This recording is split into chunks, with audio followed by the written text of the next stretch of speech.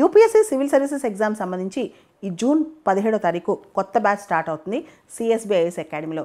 ఇది ఆఫ్లైన్లో ఉంటుంది, ఆన్లైన్లో కూడా కోచింగ్ తీసుకోవచ్చు. Nissar NASA ISRO synthetic aperture radar. ఇది ఇస్రో అంటే Indian space agency ISRO, American space agency NASA వీళ్ళిద్దరూ జాయింట్గా తయారు చేశారనమాట. ఇది ఎర్త్ అబ్జర్వేషన్ శాటిలైట్ మిషన్. దీనికి సంబంధించి ఎర్త్ని మ్యాపింగ్ చేయడం అంటే ఎర్త్ సర్ఫేస్ మ్యాపింగ్ చేయడం, పూర్తిగా ఎర్త్ ఎకోసిస్టమ్స్ కానీ ఎర్త్ ఎకోసిస్టమ్స్లో వచ్చే చేంజెస్ కానీ అదేవిధంగా సీ లెవెల్ రైజ్ కానీ గ్రౌండ్ వాటర్కి సంబంధించి కానీ చాలా డీటెయిల్స్ ఈ నిస్సార్ వల్ల తెలుస్తాయన్నమాట. దీనికి సంబంధించి నిస్సార్లో 2 బ్యాండ్స్ ఉంటాయి, ఎల్ బ్యాండ్ ఎస్ బ్యాండ్, అంటే డ్యూయల్ ఫ్రీక్వెన్సీ ఉంటుంది అనమాట. దీనిలో NISAR will use dual frequency L band S band. దీనివల్ల పూర్తి స్థాయిలో ప్రతి డీటెయిల్తో ఎర్త్ మ్యాపింగ్ జరుగుతుంది అనమాట. ఎర్త్ సర్ఫేస్ మ్యాపింగ్ అనేది కంప్లీట్ డీటెయిలింగ్తో జరుగుతుంది అనమాట. ఇది ఇస్రో వాళ్ళ నాసా వాళ్ళ జాయింట్ కొలాబరేషన్ అని చెప్పొచ్చు. ఇది dual frequency synthetic aperture radar. దీనిలో L band S band frequencies ఉంటాయన్నమాట. దీనివల్ల ఎర్త్ సర్ఫేస్ ఇమేజెస్ అనేవి పూర్తి స్థాయిలో డీటెయిలింగ్ తీస్తారు. ఈ శాటిలైట్ మొత్తం ఎర్త్ని కంప్లీట్గా ఎవ్రీ 12 డేస్కి మ్యాపింగ్ చేస్తూ ఉంటుంది. దీనివల్ల ఎర్త్ డైనమిక్స్లో ఎర్త్ సర్ఫేస్లో ఎలాంటి చేంజెస్ వస్తాయో పూర్తి స్థాయిలో అర్థమవుద్ది అనమాట.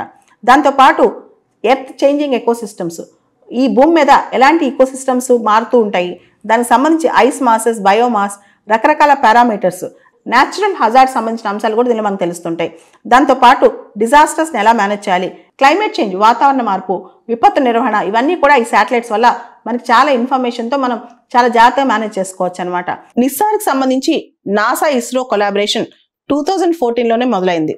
అసలు ఈ సింథటిక్ అపర్చర్ రాడార్ అంటే మామూలు రాడార్స్లో ప్లెయిన్ ఇమేజెస్ పిక్చర్స్ వస్తుంటాయి. సింథటిక్ అపర్చర్ రాడార్లో 2D 3D స్టైల్లో images pictures, high resolution pictures వస్తాయన్నమాట. ఈ సింథటిక్ అపర్చర్ రాడార్స్ శాటిలైట్స్ పైనుంచి కానీ ఏదైనా మూవింగ్ ఆబ్జెక్ట్ పైనుంచి కానీ దీన్ని మనం పంపించి ఫొటోస్ తీసుకోవచ్చు. ఈ L band S band 2 frequencies ఉంటాయని చెప్పా కదా. ఎల్ బ్యాండ్ ఏమో నాసా వాళ్ళు ప్రొవైడ్ చేస్తున్నారు, ఎస్ బ్యాండ్ ఏమో ఇస్రో వాళ్ళు ప్రొవైడ్ చేస్తున్నారు. ఎల్ బ్యాండ్ సంబంధించి నాసా వాళ్ళు వాళ్ళ GPS, high capacity solid state recorder, ఒక సాలిడ్ స్టేట్ రికార్డర్ డేటాని స్టోర్ చేయడం కోసం, పేలోడ్ డేటాని స్టోర్ చేయడం కోసం ఇదంతా కూడా చేస్తున్నారనమాట. ఇస్రో వాళ్ళు ఎస్ బ్యాండ్ ప్రొవైడ్ చేస్తున్నారు. ఇది ఇస్రో వాళ్ళు ఎస్ బ్యాండ్ ప్రొవైడ్ చేయడమే కాకుండా GSLV లాంచ్ వెహికల్ ద్వారా దీన్ని లాంచ్ చేయబోతున్నారంట, geosynchronous satellite launch vehicle ద్వారా. సో ఓవరాల్గా ఈ శాటిలైట్ రాడార్ శాటిలైట్ నిస్సార్ ఒక బరువు 2800 కిలోగ్రామ్స్ ఉంటుందంట. సో దీంతో పాటు రకరకాల ఇన్స్ట్రుమెంట్స్, ఇది dual frequency imaging radar satellite, అంటే ఎల్ బ్యాండ్ ఎస్ బ్యాండ్ 2 ఉంటాయి కాబట్టి దీన్ని dual frequency imaging radar satellite అంటారు. సో దీనిలో 39 ఫూట్ స్టేషనరీ యాంటీనా రిఫ్లెక్టర్ ఉంటుందంట. 39 అడుగుల స్టేషనరీ యాంటీనా రిఫ్లెక్టర్ ఉంటుంది. ఆ రిఫ్లెక్టర్ మొత్తం గోల్డ్ ప్లేటెడ్ వైర్ మెస్తో ఉంటుందంట. దీంతో రాడార్ సిగ్నల్స్ ఈజీగా క్యాచ్ చేయడానికి. దాంతోపాటు హై రెజల్యూషన్ కెమెరా, దీనిలో క్లౌడ్స్ ఉన్న ఈ కెమెరాలోంచి పిక్చర్స్ తీయొచ్చు. డే అండ్ నైట్ డేటాను కలెక్ట్ చేయొచ్చు అంట. ఈ వెదర్ కండిషన్స్, ఎటువంటి వెదర్ కండిషన్స్ ఉన్నా డే అయినా నైట్ అయినా ఈ నిస్సార్ రాడార్ శాటిలైట్ అనేది 3 years పాటు తన పనితీరు ఉండొచ్చు అని అంచనా వేస్తున్నారు. మన ఎస్ బ్యాండ్ అయితే 5 years పాటు వర్క్ చేస్తుందంట. మినిమం అయితే 3 years వర్క్ చేస్తాను అంటున్నారు అనమాట. దీనివల్ల బెనిఫిట్స్ ఏంటి, NISAR NASA ISRO synthetic aperture radar వల్ల బెనిఫిట్స్ ఏంటి? ఒకటి, ఎర్త్ సైన్సెస్ సంబంధించిన డేటా చాలా వరకు వస్తుంది. అంటే న్యాచురల్ హజార్డ్స్ కానీ, ఎర్త్ సర్ఫేస్ ఈ భూభాగం మీద సర్ఫేస్ స్టడీస్ కానీ, ఎకోసిస్టమ్ డిస్టర్బెన్సెస్ కానీ, ఎర్త్ క్వేక్ ప్రిడిక్షన్, మన టర్కీలో పెద్ద ఎర్త్ క్వేక్ వచ్చింది, అలాంటివి మన దేశంలో వస్తే మన ప్రిడిక్షన్స్ కానీ ఇవన్నీ కూడా చేసుకోవచ్చు అనమాట.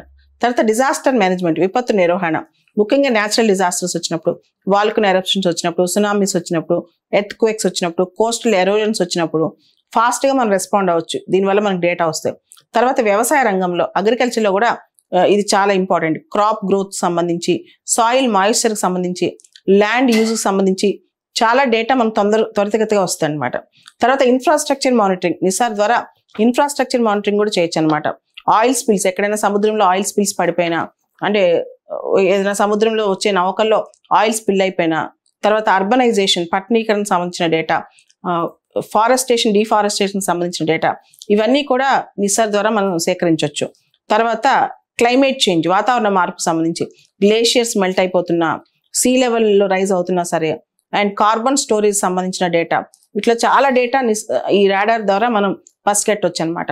సో దీనివల్ల మల్టిపుల్ యూజెస్, ఇది ఒక ఎర్త్ అబ్జర్వేషన్ శాటిలైట్. దీనివల్ల మనకు మల్టిపుల్ యూజెస్ ఉన్నాయి. ఎర్త్ సైన్సెస్ లో కానీ, వ్యవసాయ రంగంలో కానీ, విపత్తు నిర్వహణలో కానీ, తర్వాత వాతావరణ మార్పు సంబంధించి కానీ, తర్వాత మౌలిక వసతులు ఇన్ఫ్రాస్ట్రక్చర్ మానిటరింగ్ లో కానీ, ఇలా రకరకాల అడ్వాంటేజెస్ ఉన్నాయన్నమాట. ఓవరాల్ గా ఇది ఇస్రో నాసా కొలాబరేషన్ లో ఒక పీక్ పాయింట్ అని చెప్పొచ్చు.